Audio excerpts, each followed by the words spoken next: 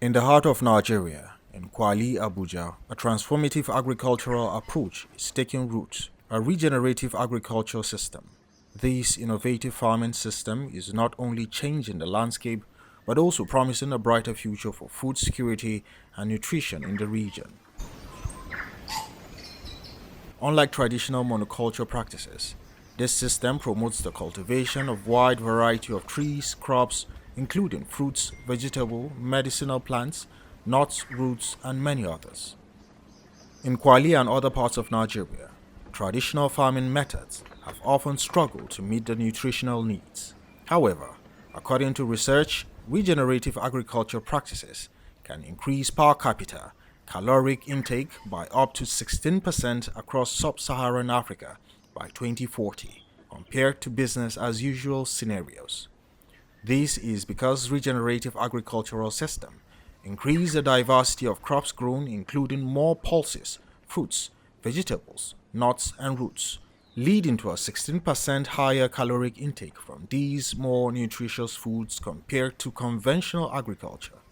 Regenerative agriculture simply implies the practices that is carried out by farmers that improves the soil health rather than depleting it, and this can depend on several factors, the incorporation of natural fertilizer or manure into the soil, mulching, crop rotation, multi-cropping system, and so many other activities like intentional introduction of beneficial microorganisms into the soil. While the benefits of regenerative agriculture are clear, scaling up this approach faces challenges.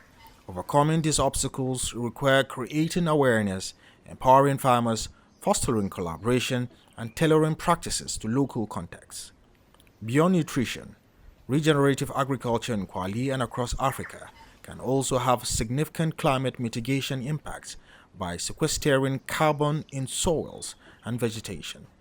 This makes it a key strategy for addressing the continent's environmental challenges and building more resilient food systems. It's like doing three things at a time. It's taking care of the soil health, and then stroke balancing the ecosystem, then it's increasing food production, and the third one is the environment, carbon sequestration, which comes naturally because of the trees and the cover cropping that is happening, because as long as the soil can remain covered all year round without it being drying, without the soil being totally dried, then the carbon remains in the soil for as long as the soil is covered and it's moist, so off, and the environment is better. So it's something we should advocate, because it's more about advocacy than just talking. A lot of people have just heard about regenerative agriculture, but have not seen in practice or have not been taught to imbibe the practice.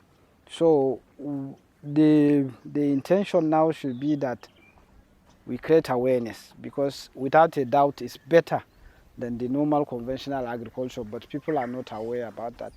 So we need to create the awareness and help people start to practice, even if it's small, at a time, and then grow it or scale it up, as it were.